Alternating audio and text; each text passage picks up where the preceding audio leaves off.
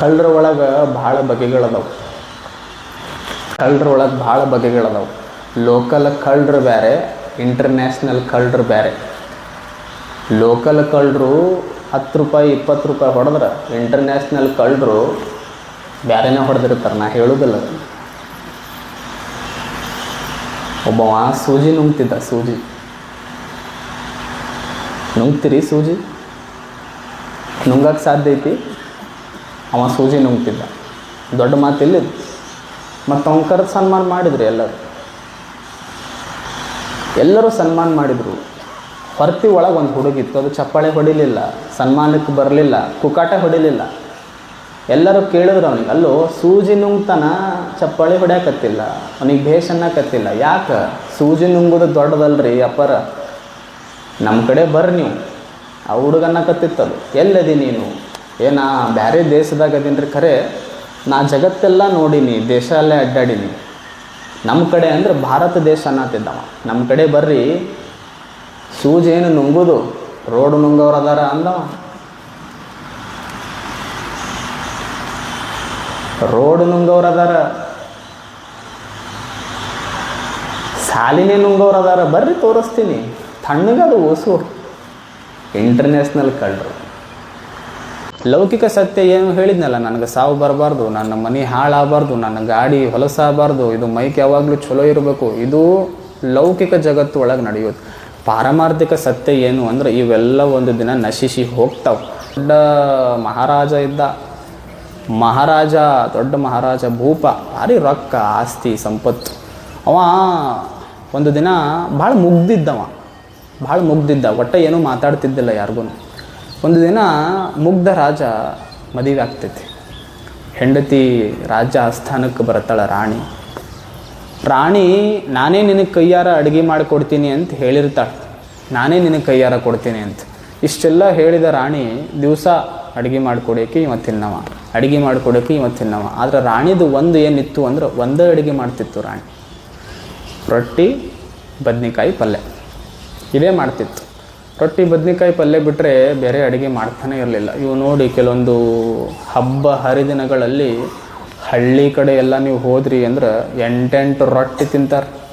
ಒಂದು ಸಲ ಕುಂತ್ರಂದ್ರೆ ನಮ್ಮ ಹಿರಿಯರಿಗೆ ಕೇಳ್ರಿ, 8 ರೊಟ್ಟಿ, ಅದಕ್ಕೊಂದಿಷ್ಟು ಮೆಣಸಿನಕಾಯಿ, ಅದಕ್ಕೊಂದಿಷ್ಟು ಉಳ್ಳಾಗಡ್ಡಿ, ಪುಂಡಿ ಪಲ್ಯ, ಅದಕ್ಕೊಂದಿಷ್ಟು ಮೊಸರಿದ್ರೆ ಸಾಕು. ಎಷ್ಟು ಆನಂದವ್ರಿ. ಸಿಟಿಯವ್ರು ಅಂದರು, ಅಲ್ಲ ನಾವು ಮೆಣಸಿನಕಾಯಿ ಊಟದೊಳಗೆ ಸೈಡ್ ಕಡ್ಯಾಕಿಟ್ಕೊತೀವಿ, ನೀವು ಮೆಣಸಿನಕಾಯಿನೇ ಊಟ ಮಾಡಿ ಉಣ್ತೀರಲ್ಲ, ಎಷ್ಟು ಗಟ್ಟಿ ಇದೀರಿ ನೀವು ಅಂದರು ಅವ್ರು ಸಿಟಿಯವ್ರು.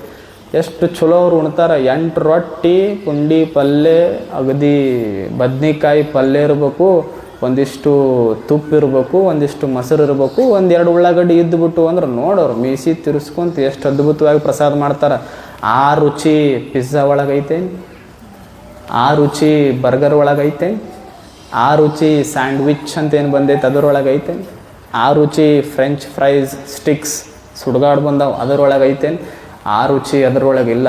ರೊಟ್ಟಿ ತಿಂದು ಗಟ್ಟಿ ಆಗ್ತಿದ್ರು. ಅದಕ್ಕೊಬ್ಬ ಜಾನಪದ ಕಲಾವಿದ ಬರೆದ, ನಮ್ಮವ್ವ ಮಾಡಿ ಕೊಡ್ತಿದ್ಲು ನನಗೆ ಬಿಸಿ ಬಿಸಿ ರೊಟ್ಟಿ ತಿಂದು ನಾ ಆಗಿದ್ದೆ ಗಟ್ಟಿ, ನನ್ನ ಹೆಂಡತಿ ಮಾಡಿ ಕೊಡಕತ್ತಾಳ ಇಡ್ಲಿ ವಡ ತಿಂದು ನಾ ಆಗೀನಿ ಪ್ಲಾಸ್ಟಿಕ್ ಕೊಡ ಅಂದ.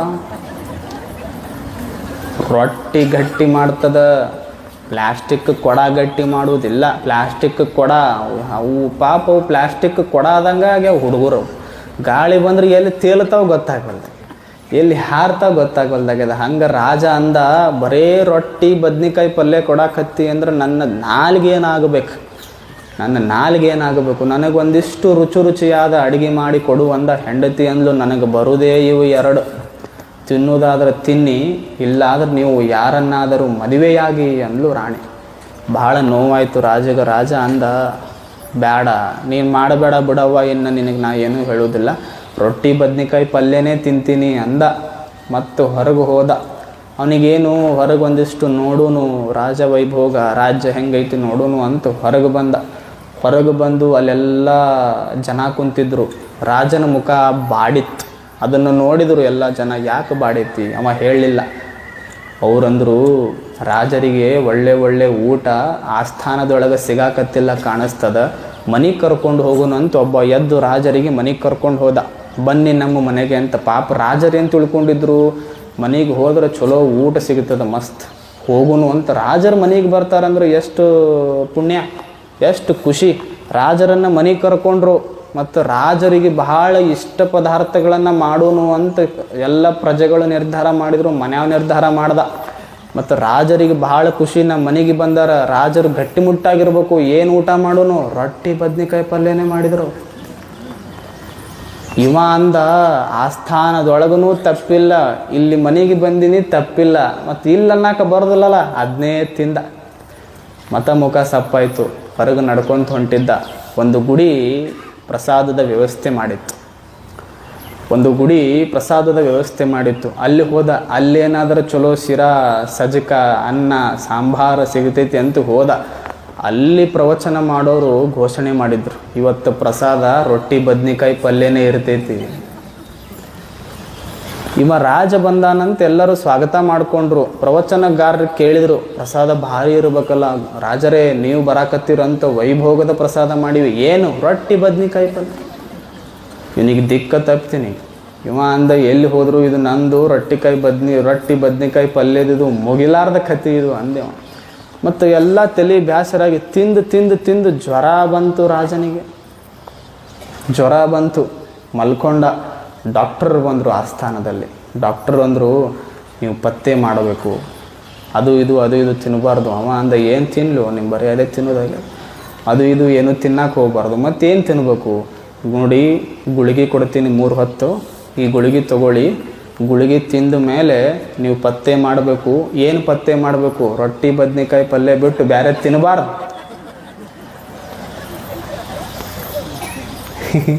ರೊಟ್ಟಿ ಬದ್ನಿಕಾಯಿ ಪಲ್ಯ ಬಿಟ್ಟು ಬೇರೆ ತಿನ್ನಬಾರ್ದು ಅಂದ. ರಾಜ ಅಂದ, ಹೆಸರಿಗೆ ರಾಜ ಆಗಿ ನಾವು ಕೂಲಿ ಮಾಡೋ ಕೆಲಸ ಬಂದ. ಒಂದೇ ಬಗೆಯ ಜನ ಇರೋದಿಲ್ಲ. ಒಬ್ಬವ ಕರ್ರಗಿರ್ತಾನೆ, ಒಬ್ಬವ ಬೆಳ್ಳಗಿರ್ತಾನೆ, ಒಬ್ಬವ ಉದ್ದಿರ್ತಾನೆ, ಒಬ್ಬವ ಗಿಡ್ಡಿರ್ತಾನೆ, ಒಬ್ಬವನು ಹಲ್ಲು ಮುಂದೆ, ಒಬ್ಬವನು ಹಲ್ಲು ಒಳಗೆ. ದುಃಖ ಪಟ್ಕೊಳ್ಳೋದಲ್ಲ, ಅವ ನೋಡೋಕೆ ಎಷ್ಟು ಚಂದ ಅದನ, ನಾ ಯಾಕೆ ನೋಡೋಕೆ ಚಂದಿಲ್ಲ, ಅವ ನೋಡೋಕೆ ಎಷ್ಟು ಭಾರಿ ಅದನ, ನಾ ಯಾಕೆ ಚಂದಿಲ್ಲ. ಈಗ ನೋಡ್ರಿ, ನನಗೆ ಹಾಡೋಕೆ ಬರೋದಿಲ್ಲ, ಅವರಿಗೆ ಮಾತಾಡೋಕೆ ಬರೋದಿಲ್ಲ. ಹಂಗಂತ ನನಗೆ ಮಾತಾಡೋಕೆ ಬರೋದಿಲ್ಲ ಅಂತ ಅವರು ದುಃಖ ಪಟ್ಕೊಂಡ್ರೆ ಜೀವನ ಆಗ್ತೈತೆ? ನನಗೆ ಹಾಡೋಕೆ ಬರೋದಿಲ್ಲ ಅಂತ ನಾ ದುಃಖ ಪಟ್ರೆ ನಡೀತದನ ಜೀವನ?